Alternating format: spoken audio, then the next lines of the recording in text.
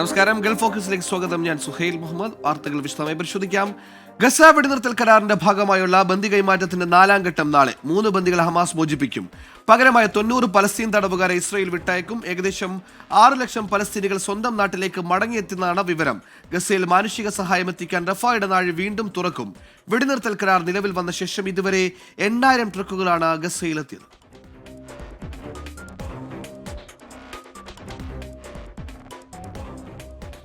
Washington DC വിമാന ദുരന്തത്തിൽ തകർന്ന വിമാനത്തിന്റെ ബ്ലാക്ക് ബോക്സ് കണ്ടെത്തി. അപകടത്തിന് കാരണം എന്താണെന്ന് ഇനിയും വ്യക്തമായിട്ടില്ല. അപകടത്തിൽ ബൈഡൻ ഭരണകൂടത്തെ പഴിച്ച് US പ്രസിഡന്റ് ഡൊണാൾഡ് ട്രംപ് രംഗത്തെത്തി. വിമാനത്തിന്റെ ബ്ലാക്ക് ബോക്സ് കേന്ദ്രീകരിച്ചുള്ള അന്വേഷണം 30 ദിവസത്തിനുള്ളിൽ പൂർത്തിയാക്കുമെന്ന് US national transportation safety board അറിയിച്ചു. അപകടത്തിന്റെ യഥാർത്ഥ കാരണം എന്താണെന്ന് ഇതുവരെയും വ്യക്തമായിട്ടില്ല. അപകടത്തിന് കാരണം ബൈഡൻ ഭരണകൂടത്തിന്റെ വികലമായ നയമാണെന്നാരോപിച്ച് പ്രസിഡന്റ് ഡൊണാൾഡ് ട്രംപ് രംഗത്തെത്തി. യോഗ്യരല്ലാത്ത എയർ ട്രാഫിക് കൺട്രോളർമാരെ നിയമിച്ചതാകാം അപകടത്തിനിടയാക്കിയതെന്ന് ട്രംപ് കുറ്റപ്പെടുത്തി. ഇന്നലെ അമേരിക്കൻ സമയം രാത്രി 9 മണിയോടടുത്താണ് അപകടമുണ്ടായത്. വാഷിംഗ്ടൺ DCക്കടുത്തുള്ള റൊണാൾഡ് റീഗൻ അന്താരാഷ്ട്ര വിമാനത്താവളത്തിലേക്ക് ഇറങ്ങുകയായിരുന്ന അമേരിക്കൻ എയർലൈൻസിന്റെ വിമാനവും അമേരിക്കൻ സൈന്യത്തിന്റെ ബ്ലാക്ക് ഹോക്ക് ഹെലികോപ്റ്ററും ആകാശത്ത് കൂട്ടിയിടിച്ച് തകരുകയായിരുന്നു. ദുരന്തത്തിൽ ആരും തന്നെ ജീവനോടെയില്ലെന്ന് പ്രസിഡന്റ് ഡൊണാൾഡ് ട്രംപ് സ്ഥിരീകരിച്ചിരുന്നു. വിമാനത്തിലുണ്ടായിരുന്ന 64 പേരും ഹെലികോപ്റ്ററിലുണ്ടായിരുന്ന 3 സൈനികരും കൊല്ലപ്പെട്ടു. പോട്ടോമാക് നദിയിലേക്കാണ് വിമാനവും ഹെലികോപ്റ്ററും പതിച്ചത്. ഇന്ത്യൻ വംശജനും GE എയ്റോസ്പേസിലെ എഞ്ചിനീയറുമായ വികേഷ് പട്ടേലും കൊല്ലപ്പെട്ടവരിൽ ഉൾപ്പെടുന്നു. 14 ഫിഗർ സ്കേറ്റിംഗ് താരങ്ങളും കൊല്ലപ്പെട്ടു. ഇതുവരെ 53 പേരുടെ മൃതദേഹങ്ങൾ നദിയിൽ നിന്നും കണ്ടെടുത്തിട്ടുണ്ട്. International desk 24. റബ്ബർ വ്യവസായത്തിലേക്ക് പ്രവാസികളെ സ്വാഗതം ചെയ്ത റബ്ബർ കേരള ലിമിറ്റഡ് കേരളത്തെ റബ്ബർ വ്യവസായത്തിന് സ്ഥിരാകേന്ദ്രമാക്കുകയാണ് ലക്ഷ്യമിടുന്നത്. ഇതുമായി ബന്ധപ്പെട്ട ബിസിനസ് മീറ്റ് ദുബായിൽ നടന്നു. സംസ്ഥാനത്ത് റബ്ബർ അധിഷ്ഠിത വ്യവസായം തുടങ്ങുന്നതിനായി പ്രവാസികളെ നിറഞ്ഞ മനസ്സോടെ ക്ഷണിക്കുകയാണ് റബ്ബർ കേരള ലിമിറ്റഡ്. രാജ്യത്തെ മൊത്തം റബ്ബർ ഉൽപാദനത്തിൽ 70% നൽകുന്ന കേരളത്തെ റബ്ബർ വ്യവസായത്തിന് സ്ഥിരാകേന്ദ്രമാക്കുക എന്ന ലക്ഷ്യത്തോടെയാണ് നടപടി. സ്വാഭാവിക റബ്ബറിൽ നിന്നുള്ള ഏത് ഉൽപ്പന്നത്തിനെ ഫാക്ടറി ആരംഭിക്കാം. ഇതിനായുള്ള സ്ഥലവും മറ്റ് അനുമതികളും റബ്ബർ കേരള വഴി സർക്കാർ അനുവദിക്കും. ഇതിന്റെ ഭാഗമായി റബ്ബർ കേരളയുടെ നേതൃത്വത്തിൽ ബിസിനസ് മീറ്റ് സംഘടിപ്പിച്ചു. ഇവിടെ നിന്ന് കിട്ടിയൊരു എൻകറേജ്മെന്റ് അമേസിംഗ് ആണ്. കേരള ഇൻഡസ്ട്രിയൽ ഗ്രോത്തിലേക്ക് പോകുന്നു എന്ന് ഇവിടെ വന്നൊരു 45-50 ദുബായിലുള്ള ബിസിനസ് ചെയ്യുന്ന വലിയ എൻ്റർപ്രണേഴ്സാണ് വന്നിരിക്കുന്നത്. ദുബായിൽ എസ്റ്റാബ്ലിഷ് ചെയ്ത് 40 കൊല്ലം ഉള്ള entrepreneur. They are all feeling ഇനി കേരളമാണ് ഒരു വ്യവസായത്തിൻ്റെ ഡെസ്റ്റിനേഷൻ എന്ന്. അപ്പോൾ ആ ഡെസ്റ്റിനേഷനിലേക്ക് everybody is willing to come and they are all willing to invest. 4-5 പേര് അവിടെ വന്ന് കണ്ട് ഇൻവെസ്റ്റ് ചെയ്ത് മുമ്പോട്ട് പോകാൻ താല്പര്യം. ഒരാൾ റബ്ബർ ടയർ ഇൻഡസ്ട്രി ആയിട്ട് വരാൻ താല്പര്യം പ്രകടിപ്പിച്ചിട്ടുണ്ട്. ഒരു കോളേജിൻ്റെ ഒരു group they want to invest there in rubber products. ഒരു അമേസിംഗ് ചേഞ്ച് ഇത് കേരളത്തിലെ ഇൻഡസ്ട്രിയൽ ക്ലൈമറ്റിൽ ഉണ്ടാവും. കോട്ടയം വെള്ളൂരിൽ 164 ഏക്കറിൽ റബ്ബർ അധിഷ്ഠിത ഗവേഷണത്തിനുള്ള സൗകര്യം, റബ്ബറിന്റെ ഗുണമേന്മ പരിശോധിക്കാനുള്ള സ്ഥലം, വ്യവസായ ഇൻക്യുബേഷൻ സെന്റർ തുടങ്ങിയവ ഒരുക്കിയിട്ടുണ്ടെന്നും അധികൃതർ വ്യക്തമാക്കി. ദുബായിൽ നടന്ന ചടങ്ങിൽ Lok Kerala Sabha member TN Krishnakumar business community മെമ്പേഴ്സിനെ സ്വാഗതം ചെയ്തു. 60ഓളം നിക്ഷേപകർ പങ്കെടുത്ത യോഗത്തിൽ 8ഓളം നിക്ഷേപകർ ഇതിനോടകം നിക്ഷേപത്തിന് താൽപര്യമെടുത്തതായും അധികൃതർ വ്യക്തമാക്കി. 24 ദുബായ്. ഷേഖ് സായിദ് റോഡിലെ ഗതാഗതം സുഗമമാക്കാൻ 3 വികസന പദ്ധതികൾ നടപ്പാക്കിയതായി Dubai roads and transport authority. ആദ്യ പദ്ധതിയുടെ ഭാഗമായി അൽ മനാറ ഭാഗത്ത് പുതിയ പാത നിർമ്മിച്ചു. ദുബായിലെ പ്രധാന പാതയിൽ യാത്ര സുഗമമാക്കുക എന്ന ലക്ഷ്യത്തോടെയാണ് RTA വികസന പദ്ധതികൾ നടപ്പാക്കിയത്. 3 പ്രധാന നവീകരണ പ്രവർത്തനങ്ങളാണ് നടത്തിയതെന്ന് RTA ട്രാഫിക് ആൻഡ് റോഡ്സ് ഏജൻസിയിലെ road and facilities maintenance director Abdullah Lootah പറഞ്ഞു. ആദ്യ പദ്ധതിയുടെ ഭാഗമായി അൽ മനാറ ഭാഗത്ത് പുതിയ പാത നിർമ്മിച്ചു. അതോടൊപ്പം ഉമുൽ സേഫ് സ്ട്രീറ്റിനും അൽ മനാറ സ്ട്രീറ്റിനുമിടയിൽ പാതയുടെ നീളം വർദ്ധിപ്പിച്ചു. ഇതുമൂലം ഈ ദിശയിലുള്ള വാഹനശേഷി 30% വർദ്ധിക്കുമെന്ന് അധികൃതർ വ്യക്തമാക്കി. ദുബായ് മാളിന് സമീപമുള്ള ഷെയ്ഖ് സായിദ് റോഡിലെ ഫസ്റ്റ് ഇന്റർചേഞ്ചിനരികിലെ സർവീസ് റോഡ് നവീകരിക്കുന്നതായിരുന്നു 2ാമത്തെ പദ്ധതി. 3ാമത്തെ പദ്ധതിയുടെ ഭാഗമായി അൽ മറാബി സ്ട്രീറ്റിനും അൽ മനാറ സ്ട്രീറ്റിനുമിടയിലുള്ള പാതയുടെ നവീകരണം പൂർത്തിയാക്കിയതായും അധികൃതർ അറിയിച്ചു. ദുബായിലെ പ്രധാന പാതകളുടെ നവീകരണത്തിനായി കൂടുതൽ പദ്ധതികൾ ആവിഷ്കരിക്കുന്നുണ്ടെന്നും RTA വ്യക്തമാക്കി. 24 ദുബായ്. ഇത്തവണത്തെ ചൈനീസ് പുതുവത്സരാഘോഷത്തിൽ നിറസാന്നിധ്യമായ മലയാള തനിമയും മലയാളം അക്കാദമിയാണ് ഹോങ്കോങ്ങിലെ സാംസ്കാരിക പരേഡിൽ അണിനിരന്നത്.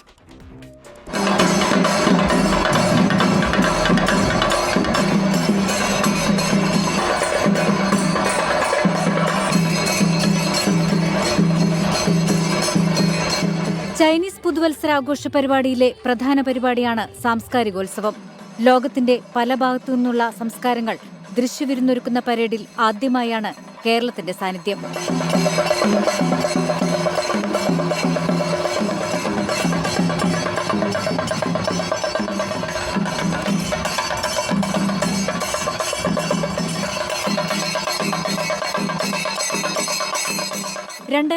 ൽ സ്ഥാപിതമായ ഹോങ്കോങ്ങിലെ മലയാളം അക്കാദമിയാണ് കഥകളിയും മോഹിനിയാട്ടവും തെയ്യവും ഒപ്പനയും തിരുവാതിരയും ശിങ്കാരിമേളവും കാവടിയുമെല്ലാമായി അരങ്ങു നിറഞ്ഞത്. മലയാളിയുടെ സാംസ്കാരിക പൈതൃകം ലോകത്തിനു മുന്നിൽ അവതരിപ്പിക്കാൻ കിട്ടിയ സുവർണാവസരമെന്ന് Malayalam association president M Gopinath. കയ്യടിയും സെൽഫിയുമൊക്കെയായി ആവേശത്തോടെയാണ് ഹോങ്കോങ് ജനത മലയാളിയുടെ പരേഡിനെ സ്വീകരിച്ചത്.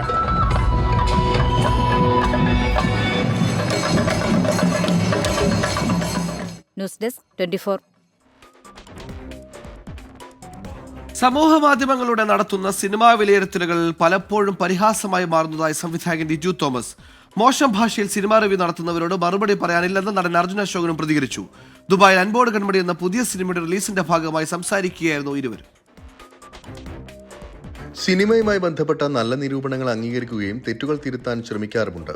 എന്നാൽ സമൂഹ മാധ്യമങ്ങളിലൂടെ നടത്തുന്ന സിനിമാ വിലയിരുത്തലുകൾ പലപ്പോഴും പരിഹാസമായി മാറുന്നതാണ് തോന്നുന്നതെന്ന് സംവിധായകൻ ലിജു തോമസ് പറഞ്ഞു. ഒരു വ്യക്തിയുടെ മാത്രം കാഴ്ചപ്പാടുകളിൽ സിനിമയെ വിലയിരുത്തുന്നത് പലപ്പോഴും തമാശയായാണ് തോന്നാറുള്ളത്. എന്നെ സംബന്ധിച്ച് അയാളൊരു കോമഡി പീസായിട്ട് ഞാൻ അയാളെ കാണുന്നുള്ളൂ. കാരണം അയാൾ മാന്യമായ ഭാഷയിൽ വിമർശിച്ചിരുന്നെങ്കിൽ ഒരു കുഴപ്പമില്ല. ഇത് വളരെ നമ്മളെ പരിഹസിക്കുന്ന രീതിയിലും അതൊക്കെ വരുമ്പോൾ അതൊരു പ്രശ്നം തന്നെയാണ്. അല്ല, ഈ പരിഹാസം കാണാൻ ആളുണ്ട്, അതാണ് അയാളുടെ വയറ്റിപ്പിഴപ്പ്. അതുകൊണ്ട് പിന്നെ അത് കണ്ടിന്യൂ ചെയ്യട്ടെ എന്നുള്ളത്. മോശം ഭാഷയിൽ സിനിമ റിവ്യൂ നടത്തുന്നവരോട് മറുപടി പറയാനില്ല എന്ന് നടൻ അർജുൻ അശോകനും പ്രതികരിച്ചു. ഒരു സിനിമ പരാജയപ്പെട്ടാൽ അതിനെ പോരായ്മകൾ കണ്ടെത്തി അടുത്ത സിനിമയിൽ തിരുത്താൻ ശ്രമിക്കാറുണ്ട്. തിയേറ്ററിൽ ഓടുന്ന സിനിമകൾ മാത്രം തിരഞ്ഞെടുത്ത് അഭിനയിക്കാനാകില്ല എന്നും അർജുൻ കൂട്ടിച്ചേർത്തു. ഇപ്പോൾ എനിക്ക് ഇഷ്ടപ്പെടുന്ന പടങ്ങൾ ചിലപ്പോൾ ചേട്ടൻ അല്ലെങ്കിൽ വേറെ ആൾക്ക് ഇഷ്ടപ്പെടണമെന്നില്ല. ഇപ്പോൾ ഒരു സിനിമനെ പറ്റി കീറി മുറിക്കുക, അല്ലെങ്കിൽ ഒരു റെസ്പെക്ട്ഫുള്ളി പറയുക, അല്ലെങ്കിൽ അത്രയും ഡിസ്റെസ്പെക്ട് ചെയ്ത് പറയാൻ പാടില്ല എന്നാണ് എൻ്റെ ഒരു വിശ്വാസം. എനിക്ക് ഭയങ്കര വിഷമമുണ്ടാക്കുന്ന രീതിയിലാണ് റിവ്യൂവർ സംസാരിച്ചത്. പക്ഷെ നമ്മളത് റിയാക്ട് ചെയ്യാൻ പോയിട്ട് കാര്യമില്ല. കാരണം അയാൾക്ക് സംസാരിക്കാനുള്ള എല്ലാ ഫ്രീഡവും ഉണ്ട്, അംഗീകരിക്കുക അതിനെപ്പറ്റി പറയാനുള്ള എല്ലാ ഫ്രീഡവും ഉണ്ട്. പുള്ളി കാശ് കൊടുത്ത് പടം കണ്ടതാണ്. അപ്പോൾ നമ്മളെന്താ ചെയ്യുന്നത് വെച്ചാൽ അതിൽ നമുക്ക് തോന്നുന്ന ശരിയായിട്ടുള്ള ഭാഗങ്ങൾ എടുത്തിട്ട് തിരുത്താന്നുള്ള കാര്യം മാത്രമേ ഉള്ളൂ. അല്ലാണ്ട് നമ്മൾ അതിനെ അഗെയിൻസ്റ്റ് സംസാരിക്കാനോ അതിനെ പ്രവർത്തിക്കാൻ പോയി കഴിഞ്ഞാൽ നമ്മളെ വ്യത്യാസം ഉണ്ടാവില്ല അത് തമ്മിൽ. അപ്പോൾ ജസ്റ്റ് റെസ്പെക്റ്റ് ചെയ്യുക. നമ്മൾ ചെയ്യുന്ന ഒരു പ്രവൃത്തിയാണ്, ഇത്ര ആൾക്കാരുടെ പരിപാടിയാണ്. അത് മൂപ്പർക്ക് അറിയണമെന്നില്ല, അല്ലെങ്കിൽ ആർക്കും അറിയണമെന്നില്ല. പക്ഷേ തരം താഴ്ത്തി സംസാരിക്കാതിരിക്കാൻ ശ്രമിക്കാമെന്ന് മാത്രമേ പറയാം. അൻപോട് കൺമണി എന്ന സിനിമ ഷൂട്ട് ചെയ്യാൻ നിർമ്മിച്ച വീട് ഭവനരഹിതരായ സുഹൃത്തിന് സമ്മാനിക്കാൻ കഴിഞ്ഞത് സ്വപ്ന സാക്ഷാത്കാരമായിരുന്നുവെന്ന് അണിയറ പ്രവർത്തകരും പറഞ്ഞു. എന്നുവെച്ചാൽ പ്രായമായ അച്ഛനമ്മയാണ്, എൻ്റെ കുറച്ച് പ്രായമായി, കുറേ കാലമായിട്ട് പഴയ വീട് പൊളിച്ചിടുകയും ചെയ്തു. താമസിക്കാൻ പറ്റാണ്ട് ഒരു നോർമൽ ഷെഡ് ചെറിയൊരു ഷെഡ് എന്ത് വേണേൽ വിളിക്കാം, അങ്ങനത്തെ ഒരു സാധനത്തിൽ നിന്നിട്ട് പെട്ടെന്ന് ആൻഡ് ഇറ്റ് വാസ് ഒരു ചെറിയ വീടായിരുന്നില്ല, നല്ല 1800 സ്ക്വയർ ഫീറ്റിന്റെ നല്ല കിച്ചൺ, ബിൽറ്റ് ഇൻ കിച്ചൺ എല്ലാം ചെയ്തിട്ടാണ് പ്രോപ്പറായിട്ടാണ് കൊടുത്തത്. നടൻ നവാസ് വള്ളിക്കുന്ന്, നടി അനഘ, ഓവർസീസ് ഡിസ്ട്രിബ്യൂട്ടർ രാജൻ വർക്കല എന്നിവരും വാർത്താ സമ്മേളനത്തിൽ പങ്കെടുത്തു. 24 ദുബായ്. AR റഹ്മാൻ നയിക്കുന്ന മെഗാ സംഗീത വിരുന്ന് റിയാദിൽ സംഘടിപ്പിക്കുന്നു. ഫെബ്രുവരി 21 വൈകിട്ട് 6 മണി മുതൽ രാത്രി 12 മണി വരെ റിയാദ് ഷിഫ ഗറബ് റേസ് ട്രാക്കിലാണ് പരിപാടി നടക്കുക. വൈവിധ്യങ്ങളായ കലാസംഗീത പരിപാടികളും അരങ്ങേറും. ഇതിന് പുറമെ മലയാള സിനിമാ രംഗത്തെ പ്രമുഖ താരം സർപ്രൈസ് ഗസ്റ്റായി എത്തുമെന്നും സംഘാടകർ അറിയിച്ചു. വിഷ്വലൈസ് കമ്മിറ്റി ചെയർമാൻ വേലു, സംഘാടകരായ നൌഫൽ പൂവക്കുറിശി, നിതിൻ, താജു എന്നിവർ വാർത്താ സമ്മേളനത്തിൽ പങ്കെടുത്തു. UAE 4x4 വാഹന ഡ്രൈവർമാരുടെ കൂട്ടായ്മയായ 4x4 നാഷൻ UAE 9ാം വാർഷികം ആഘോഷിച്ചു. ഷാർജയിൽ അൽറീഫ് റെസ്റ്റ് ഹൗസിൽ ഓഫ് റോഡ് പൂരം എന്ന പേരിലായിരുന്നു പരിപാടി. UAEയിലെ വിവിധയിടങ്ങളിൽ നിന്ന് നൂറുകണക്കിന് ആളുകൾ പരിപാടിയിൽ പങ്കെടുത്തു. മരുഭൂമിയിലും ചെങ്കുത്തായ പ്രദേശങ്ങളിലും വാഹനമോടിക്കാൻ താല്പര്യമുള്ളവരെ സൗജന്യമായി പരിശീലിപ്പിക്കുക എന്ന ലക്ഷ്യത്തോടെയാണ് 4x4 നാഷൻ ക്ലബ് പ്രവർത്തിക്കുന്നത്. കേന്ദ്ര ബജറ്റ് നാളെ.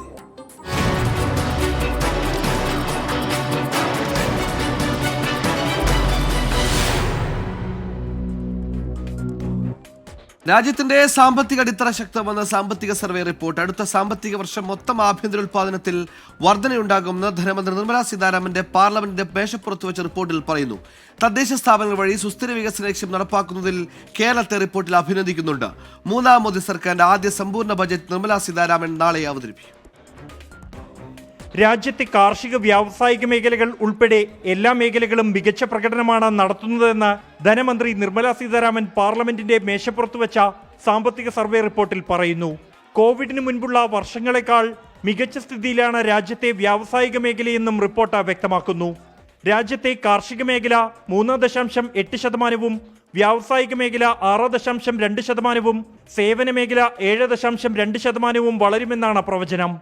2025-26 സാമ്പത്തിക വർഷത്തിൽ രാജ്യത്തിന്റെ GDP 6.3% മുതൽ 6.8% വരെ വളരുമെന്ന് സാമ്പത്തിക സർവേ സൂചിപ്പിക്കുന്നു. രാജ്യത്ത് നേരിട്ടുള്ള വിദേശ നിക്ഷേപം ഏപ്രിൽ-നവംബർ കാലയളവിൽ 17.9% വർദ്ധിച്ചതായും ബാങ്കുകളുടെ കിട്ടാക്കടം 2.6%-ആയി താഴ്ന്നതായും സാമ്പത്തിക സർവേ റിപ്പോർട്ടിലുണ്ട്. മുഖ്യ സാമ്പത്തിക ഉപദേഷ്ടാവ് വി അനന്തനാഗേശ്വരന്റെ നേതൃത്വത്തിലാണ് സാമ്പത്തിക സർവേ തയ്യാറാക്കിയത്. പൊതു തെരഞ്ഞെടുപ്പിന് ശേഷം അവതരിപ്പിച്ച ബജറ്റിന് മുന്നോടിയായി 2024 ജൂലൈ 22-നാണ് കഴിഞ്ഞ സാമ്പത്തിക സർവേ റിപ്പോർട്ട് അവതരിപ്പിച്ചത്. അതിനുശേഷം 6 മാസത്തിനകമാണ് പുതിയ സാമ്പത്തിക സർവേ റിപ്പോർട്ട് പുറത്തുവരുന്നത്. 24 ഡൽഹി. രാഷ്ട്രപതി ദ്രൗപദി മുർമുവിന്റെ നയപ്രഖ്യാപന പ്രസംഗത്തോടെ പാർലമെന്റിന്റെ ബജറ്റ് സമ്മേളനത്തിന് തുടക്കം. ഡൽഹി നിയമസഭാ തെരഞ്ഞെടുപ്പ് അടുത്തിരിക്കെ മധ്യവർഗത്തിന് ഊന്നൽ നൽകിയുള്ള ബജറ്റാകുമെന്ന സൂചനയാണ് രാഷ്ട്രപതിയുടെ നയപ്രഖ്യാപന പ്രസംഗം. പൊള്ളയായ വാഗ്ദാനങ്ങൾ ആവർത്തിക്കപ്പെടുന്നെന്ന് പ്രതിപക്ഷം വിമർശിച്ചു.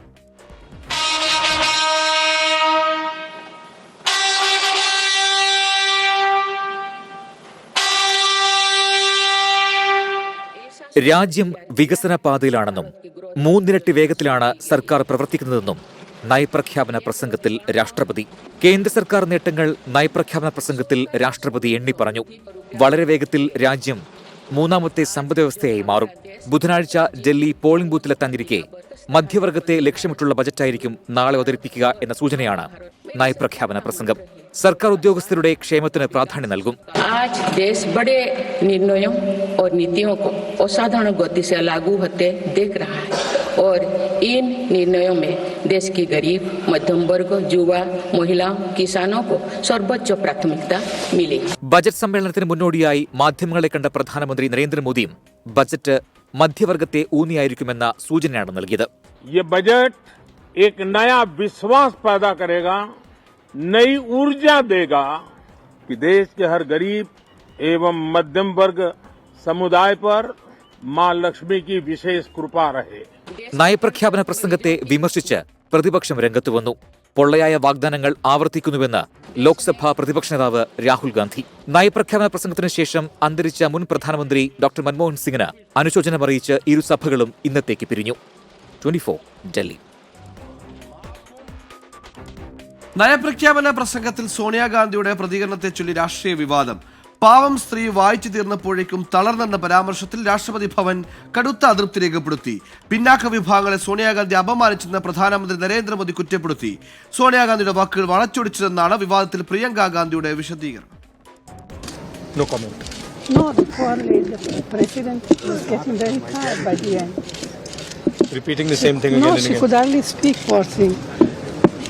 രാഷ്ട്രപതിയുടെ നയപ്രഖ്യാപന പ്രസംഗത്തിന് ശേഷം പാർലമെന്റിന് പുറത്ത് സോണിയാഗാന്ധി നടത്തിയ പ്രതികരണമാണ് വിവാദങ്ങൾക്കിടയാക്കിയത്. പിന്നാലെ കടുത്ത അതൃപ്തി രേഖപ്പെടുത്തി രാഷ്ട്രപതി ഭവന്റെ അസാധാരണ വാർത്താക്കുറിപ്പ്. രാഷ്ട്രപതിയുടെ അന്തസ്സിനെ മുറിവേൽപ്പിക്കുന്ന പ്രസ്താവന അംഗീകരിക്കാനാകില്ലെന്ന പ്രതികരണം. രാജ്യത്തെ പിന്നോക്ക വിഭാഗത്തെയാണ് സോണിയാഗാന്ധി അപമാനിച്ചതെന്ന് ഡൽഹിയിലെ തെരഞ്ഞെടുപ്പ് പ്രചാരണ റാലിയിൽ പ്രധാനമന്ത്രി നരേന്ദ്രമോദി. कांग्रेस का शाही परिवार उनके अपमान पर उतर आया है. शाही परिवार के एक सदस्य ने कहा कि आदिवासी बेटी ने बोरिंग भाषण दिया. സോണിയാഗാന്ധി അപമാനിച്ചിട്ടില്ലെന്ന വിശദീകരണവുമായി പ്രിയങ്ക ഗാന്ധി രംഗത്ത്. വാക്കുകൾ വളച്ചൊടിച്ചെന്നും രാഷ്ട്രപതിയോട് ബഹുമാനമേയുള്ളൂവെന്നും പ്രിയങ്ക.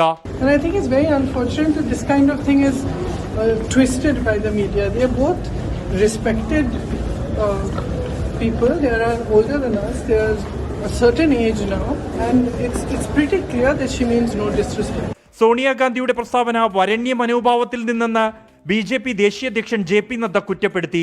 ബജറ്റ് സമ്മേളനത്തിൽ സോണിയാഗാന്ധിയുടെ പരാമർശം ഇരുസഭകളിലും വിവാദങ്ങൾക്കിടയാക്കുമെന്ന് ഉറപ്പ്. 24 ഡൽഹി. ഡൽഹി നിയമസഭാ തെരഞ്ഞെടുപ്പ് പ്രചാരണം സജീവമാകുമ്പോൾ ആം ആദ്മി പാർട്ടിക്ക് വൻ തിരിച്ചടി. 7 MLA-മാർ ഒറ്റ ദിവസം കൊണ്ട് പാർട്ടിയിൽ നിന്ന് രാജിവെച്ചു. അരവിന്ദ് കെജ്രിവാളിലും പാർട്ടിയിലുമുള്ള വിശ്വാസം നഷ്ടമായെന്ന് രാജിവെച്ച MLA-മാർ. CAG റിപ്പോർട്ടിലൂടെ ആം ആദ്മി പാർട്ടിയുടെ അഴിമതി പുറത്തുവന്നെന്ന് പ്രധാനമന്ത്രി നരേന്ദ്രമോദി. കോൺഗ്രസ് പ്രചാരണത്തിനായി പ്രിയങ്ക ഗാന്ധി രംഗത്തിറങ്ങി. വോട്ടെടുപ്പിന് ദിവസങ്ങൾ മാത്രം ബാക്കി നിൽക്കെയാണ് ആം ആദ്മി പാർട്ടിക്ക് അപ്രതീക്ഷിത തിരിച്ചടി. ഭാവന ഗൌർ, രോഹിത് മെഹ്റൌലിയ, രാജേഷ് ഋഷി, മദൻലാൽ, നരേഷ് യാദവ്, പവൻ ശർമ്മ, BS ജൂൻ എന്നീ MLA-മാരാണ് രാജിവെച്ചത്. തെരഞ്ഞെടുപ്പിൽ സീറ്റ് നിഷേധിച്ചതാണ് പാർട്ടി വിടാൻ നേതാക്കളെ പ്രേരിപ്പിച്ചത്. പാർട്ടിയുടെ മേലുള്ള വിശ്വാസം നഷ്ടപ്പെട്ടുവെന്ന് MLA-മാർ രാജിക്കത്തിൽ പരാമർശിച്ചു. രാജിയിൽ പ്രതികരിക്കാൻ ആം ആദ്മി പാർട്ടി ഇതുവരെ തയ്യാറായില്ല. തെരഞ്ഞെടുപ്പ് റാലിയിൽ പങ്കെടുത്ത പ്രധാനമന്ത്രി നരേന്ദ്രമോദി ആം ആദ്മി പാർട്ടിയെ വീണ്ടും കടന്നാക്രമിച്ചു. ഡൽഹിയിൽ വായു മലിനീകരണം രൂക്ഷമാകുന്നതിന് ഹരിയാനയിലെ കർഷകരെ പഴിച്ചവരാണ് ആം ആദ്മി പാർട്ടി നേതാക്കളെന്ന് നരേന്ദ്രമോദി. हरियाणा के लोगों पर पानी में जहर मिलाने का आरोप लगाया है. दुनिया को गीता का ज्ञान देने वाली धरती के लोगों पर आपदा वालों ने ऐसा घिनौना आरोप लगाया है. इतनी जहरीली राजनीति देश तक कभी नहीं देखी. आपदा वालों को लाज शर्म कुछ भी नहीं है. നുണപ്രചാരണത്തെ ന്യായീകരിക്കാൻ ഏതറ്റം വരെയും ആം ആദ്മി പാർട്ടി പോകുമെന്നും മോദിയുടെ വിമർശനം. കോൺഗ്രസിനായി പ്രിയങ്ക ഗാന്ധി പ്രചാരണത്തിനിറങ്ങി. നൻഗ്ലോയിജഡ് മണ്ഡലത്തിലായിരുന്നു പ്രിയങ്ക ഗാന്ധിയുടെ റോഡ് ഷോ. 24 ഡൽഹി. തിരുവനന്തപുരം ബാലരാമപുരത്തെ 2.5 വയസ്സുകാരുടെ കൊലപാതകത്തിന്റെ ദുരൂഹത തുടരുന്നു. പ്രതി ഹരികുമാർ മാനസിക പ്രശ്നങ്ങൾക്ക് മരുന്ന് കഴിക്കുന്ന ആളെന്ന് അന്വേഷണ സംഘത്തെ നയിക്കുന്ന SPS സുദർശൻ വ്യക്തമാക്കി. കോടതിയിൽ ഹാജരാക്കിയ ഹരികുമാറിനെ 14 ദിവസത്തേക്ക് റിമാൻഡ് ചെയ്തു. അതേസമയം കുട്ടിയുടെ കുടുംബവുമായി അടുത്ത ബന്ധമുള്ള പൂജാരിയെ പകൽ മുഴുവൻ ചോദ്യം ചെയ്ത് വിട്ടയച്ചു. കുഞ്ഞിനെ കൊന്നത് ഉൾവിളി തോന്നിയതുകൊണ്ട് എന്നാണ് പ്രതി ഹരികുമാറിന്റെ മൊഴി. കൊല്ലണമെന്ന് തോന്നിയപ്പോൾ കൊന്നു എന്നും പ്രതി പോലീസിനോട് വിശദീകരിച്ചു. സഹോദരിയുമായുള്ള തർക്കം സംബന്ധിച്ച കാര്യം ഇന്നലെ പറഞ്ഞ ഹരികുമാർ ഇന്ന് മാറ്റി പറഞ്ഞു. പ്രതിക്ക് കഴിഞ്ഞ 6 വർഷമായി ചില മാനസിക പ്രയാസങ്ങളുണ്ടെന്ന് SP സുദർശനൻ പറഞ്ഞു. കൊലപാതകത്തിന്റെ കാരണം കണ്ടെത്തണമെങ്കിൽ ഇനിയും വിശദമായ അന്വേഷണം വേണമെന്നാണ് പോലീസിന്റെ നിലപാട്. പ്രതി ഹരികുമാർ ഈ കുറ്റം സമ്മതിച്ചിട്ടുള്ളതാണ്. പിന്നെ അതിൻ്റെ ബാക്കി കാര്യങ്ങൾ കൂടുതൽ പരിശോധനകൾക്ക് ശേഷം മാത്രമേ പറയാൻ സാധിക്കുകയുള്ളൂ. മാനസികമായിട്ട് ചെറിയൊരു പ്രോബ്ലമുള്ള ആളും കൂടിയാണ്. 5 വർഷമായിട്ട് ട്രീറ്റ്മെൻറ്റുള്ള ആളാണ്. കുറച്ച് പറയുന്ന കാര്യങ്ങൾ ഇപ്പോൾ പറയണതല്ല, കുറച്ച് കഴിഞ്ഞാൽ പറയാം. അപ്പോൾ അങ്ങനെയുള്ള ചെറിയ ചെറിയ വ്യത്യാസങ്ങളുണ്ട്. ശ്രീധുവും പ്രതി ഹരികുമാറും സാമ്പത്തിക ഇടപാടുകൾ നടത്തിയ കരിക്കകം സ്വദേശിയായ പൂജാരിയെ പോലീസ് കസ്റ്റഡിയിലെടുത്ത് ചോദ്യം ചെയ്ത് വിട്ടയച്ചു. ഒരു പരാതി കൊടുത്തിട്ടുണ്ട്. ആ പരാതിയെക്കുറിച്ച് അന്വേഷിക്കാനായിട്ട് അന്വേഷണത്തിന്റെ ഭാഗമായിട്ട് ഇവിടെ വന്നത്. എന്നെ അറസ്റ്റ് ചെയ്തിട്ടൊന്നുമില്ല. ആ പരാതിയുടെ ബാക്കി ഭാഗം അന്വേഷിക്കുന്നതിന് നാളെ ഇവിടെ വരും. 100% തെറ്റായ ആരോപണമാണ്. 100% കള്ളപ്പരാതിയാണ്. ഇയാൾക്ക് 36 ലക്ഷം രൂപ കൊടുത്തെന്ന് ശ്രീധു മൊഴി നൽകിയിരുന്നു. കൊലയ്ക്ക് പിന്നിൽ അന്ധവിശ്വാസമോ ആഭിചാരമോ ഇല്ലെന്ന് പോലീസ് സ്ഥിരീകരിച്ചു. കൊലയ്ക്ക് പിന്നിൽ ശ്രീധുവിന് പങ്കുണ്ടോ എന്ന് അന്വേഷിക്കണമെന്ന് ഭർത്താവ് ശ്രീജിത്ത് മൊഴി നൽകിയിട്ടുണ്ട്. പ്രതിയെ കൊലപാതകം നടന്ന സ്ഥലത്തെത്തിച്ച് പോലീസ് പ്രാഥമിക തെളിവെടുപ്പ് നടത്തി. മജിസ്ട്രേറ്റിന് മുമ്പാകെ ഹാജരാക്കിയ പ്രതിയെ റിമാൻഡ് ചെയ്തു. 24 തിരുവനന്തപുരം. എറണാകുളം ചോറ്റാനിക്കരയിൽ സുഹൃത്ത് ക്രൂരമായി മർദ്ദിച്ച പോക്സോ അതിജീവിതയ്ക്ക് ദാരുണാന്ത്യം. അതീവ ഗുരുതരാവസ്ഥയിൽ എറണാകുളം മെഡിക്കൽ ട്രസ്റ്റ് ആശുപത്രിയിൽ ചികിത്സയിലിരിക്കെയാണ് 19-കാരിയുടെ മരണം. സുഹൃത്ത് അനൂപിനെതിരെ നരഹത്യാ കുറ്റം ചുമത്തും. നാളെ പോസ്റ്റ്മോർട്ടത്തിന് ശേഷമാണ് സംസ്കാരം. കഴിഞ്ഞ ശനിയാഴ്ചയാണ് സുഹൃത്ത് അനൂപിന്റെ അതിക്രൂര മർദ്ദനത്തിന് 19-കാരി ഇരയായത്. തലയ്ക്ക് ഗുരുതരമായി പരിക്കേറ്റ പെൺകുട്ടി എറണാകുളം മെഡിക്കൽ ട്രസ്റ്റ് ആശുപത്രിയിൽ വെന്റിലേറ്ററിലായിരുന്നു. തലച്ചോറിന്റെ പ്രവർത്തനം 50% നിലച്ചിരുന്നു. ഇന്നുച്ചയ്ക്ക് 2:15 മരണം സ്ഥിരീകരിച്ചു. പോസ്റ്റ്മോർട്ടം റിപ്പോർട്ടിലെ വിശദാംശങ്ങൾ പരിശോധിച്ച ശേഷം അനൂപിനെതിരെ കൂടുതൽ വകുപ്പുകൾ ചുമത്തിയേക്കും. നരഹത്യാ കുറ്റം ചുമത്തുമെന്ന് പോലീസ് അറിയിച്ചു. കൃത്യമായിട്ടുള്ള മുറിവുകളെല്ലാം കൃത്യമായിട്ട് നോട്ട് ചെയ്തിട്ടുണ്ട്. ഇനി പോസ്റ്റ്മോർട്ടത്തിന് ശേഷം എക്സ്പെർട്ട് ഒപ്പീനിയൻ കിട്ടിയതിന് വേണ്ടി നാളെ എന്തായാലും കോടതിയിലേക്ക് റിപ്പോർട്ട് കൊടുക്കും. ബാക്കി കാര്യങ്ങളെല്ലാം അതിനുശേഷം മാത്രം പറയാം. കസ്റ്റഡിയിൽ വാങ്ങി സ്കൂളിൽ അന്വേഷിക്കും. കളമശ്ശേരി മെഡിക്കൽ കോളേജ് ആശുപത്രിയിൽ നാളെയാണ് പോസ്റ്റ്മോർട്ടം. ഇൻസ്റ്റഗ്രാമിലൂടെ പരിചയപ്പെട്ട തലയോലപ്പറമ്പ് സ്വദേശി അനൂപുമായി പെൺകുട്ടി 1 വർഷമായി സൗഹൃദത്തിലായിരുന്നു. പെൺകുട്ടിക്ക് വേറെ സൗഹൃദമുണ്ടോ എന്ന സംശയത്താലാണ് അനൂപ് ക്രൂരമായി മർദ്ദിച്ചതെന്ന് പോലീസ് പറയുന്നു. പ്രതി അനൂപ് നിലവിൽ റിമാൻഡിലാണ്. സംഭവത്തിൽ വനിതാ കമ്മീഷൻ സ്വമേധയാ കേസെടുത്തു. 24 കൊച്ചി. എറണാകുളം ചൊറ്റാനിക്കരയിൽ റാഗിങ്ങിനെ തുടർന്ന് ആത്മഹത്യ ചെയ്ത 9ാം ക്ലാസ് വിദ്യാർത്ഥി മിഹർ അഹമ്മദ് നേരിട്ടത് കൊടും ക്രൂരത. ക്ലോസറ്റിൽ മിഹറിന്റെ തല താഴ്ത്തി ഫ്ലഷ് ചെയ്തെന്നും നിറത്തെ പോലും പരിഹസിച്ചെന്നും മാതൃസഹോദരൻ മുഹമ്മദ് ഷെരീഫ് 24നോട് വെളിപ്പെടുത്തി. സംഭവത്തിൽ സമഗ്ര അന്വേഷണത്തിന് വിദ്യാഭ്യാസ മന്ത്രി വി ശിവൻകുട്ടി നിർദ്ദേശം നൽകി. തെളിവുകൾ ലഭിക്കാതെ ആരോപണ വിധേയരായ കുട്ടികൾക്കെതിരെ നടപടിയെടുക്കില്ലെന്നാണ് സ്കൂളിന്റെ പ്രതികരണം. സമാനതകളില്ലാത്ത റാഗിങ്ങിന് മിഹിർ അഹമ്മദ് ഇരയായെന്ന് ആവർത്തിക്കുകയാണ് കുടുംബം. സ്കൂളിലും സ്കൂൾ ബസ്സിലും സീനിയർ വിദ്യാർത്ഥികൾ മർദ്ദിച്ചു. വാഷ്റൂമിലെത്തിച്ച ക്ലോസറ്റിൽ മുഖം പൂഴ്ത്തി ഫ്ലഷ് ചെയ്തു. നിറത്തിന്റെ പേരിൽ പരിഹസിച്ചെന്നും സ്കൂളിൽ പരാതിപ്പെട്ടപ്പോൾ ഗൗരവത്തിലെടുത്തില്ലെന്നും മിഹിറിന്റെ മാതൃസഹോദരൻ മുഹമ്മദ് ഷെരീഫ് 24നോട്. അവനെ ഫോഴ്സ്ഫുള്ളി ടോയ്ലറ്റിൽ കൊണ്ടുപോയി ടോയ്ലറ്റ് സീറ്റിലേക്ക് കേൾപ്പിച്ചു.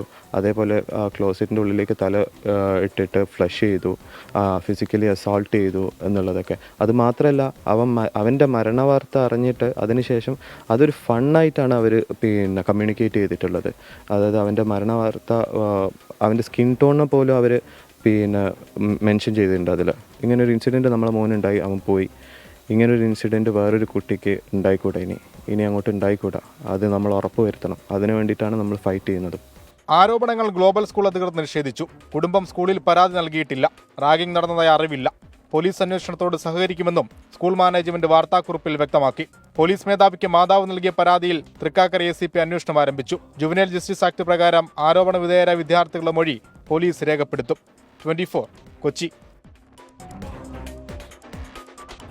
വയനാട് വെള്ളമുണ്ടയിൽ അതിഥി തൊഴിലാളിയെ കൊന്ന് സ്യൂട്ട് കേസിലാക്കി. ഉത്തർപ്രദേശ് സ്വദേശിയായ മുഖീബാണ് കൊല്ലപ്പെട്ടത്. പല ഭാഗങ്ങളിൽ നിന്നാണ് മൃതദേഹം കണ്ടെത്തിയത്. സംഭവത്തിൽ പ്രതിയായ ഉത്തർപ്രദേശുകാരൻ മുഹമ്മദ് ആരിഫ് പിടിയിലായി. തൊണ്ടർനാട് വെള്ളിലാവിലാണ് കൊലപാതകം. മൃതദേഹം വെട്ടിനുറുക്കി 2 സ്യൂട്ട് കേസുകളിലായി വെള്ളമുണ്ട മൂളിത്തോട് പാലത്തിനടുത്തേക്ക് ഓട്ടോറിക്ഷയിൽ കൊണ്ടുവരികയായിരുന്നു. ഇത് പാലത്തിന് 2 ഭാഗത്തായി ഉപേക്ഷിച്ചു. ഇതിൽ അസ്വാഭാവികത തോന്നിയ ഓട്ടോ ഡ്രൈവറാണ് ഇയാളെ തടഞ്ഞു നിർത്തി പോലീസിനെ വിളിച്ചത്. തുടർന്ന് നടത്തിയ ചോദ്യം ചെയ്യലിൽ പ്രതി കുറ്റം സമ്മതിച്ചു. പ്രതി പോലീസിന്റെ കസ്റ്റഡിയിലുണ്ട്. പ്രതിയെ പോലീസിന് പിടികൂടാൻ സാധിച്ചിട്ടുണ്ട്. ഒരാൾ ഒറ്റയ്ക്കാണ് ഇത് ചെയ്തതെന്നാണ് പറയുന്നത്. പാലം തുടങ്ങുന്നതിന്റെ ഭാഗത്ത് ഇടതുവശത്ത് ബെഡ്ഷീറ്റ് കൊണ്ട് പൊതിഞ്ഞ ഒരു ബാഗിലാക്കിയിട്ട് ശരീരത്തിന്റെ ഒരു ഭാഗം ഉപേക്ഷിക്കുകയും പാലത്തിന്റെ മുകളിൽ നിന്ന് താഴെ പുഴയിലേക്ക് എന്നുള്ള രീതിയിലേക്ക് വേറൊരു ബാഗ് ഉപേക്ഷിക്കുകയാണ് ചെയ്തത്. തന്റെ ഭാര്യയുമായി മുഗീബിന് ബന്ധമുണ്ടെന്ന സംശയത്തിന്റെ അടിസ്ഥാനത്തിലാണ് മുഹമ്മദ് ആരിഫ് കൊല നടത്തിയതെന്നാണ് പോലീസ് നിഗമനം. കസ്റ്റഡിയിലായ പ്രതിയെ വിശദമായി ചോദ്യം ചെയ്തു വരികയാണ്.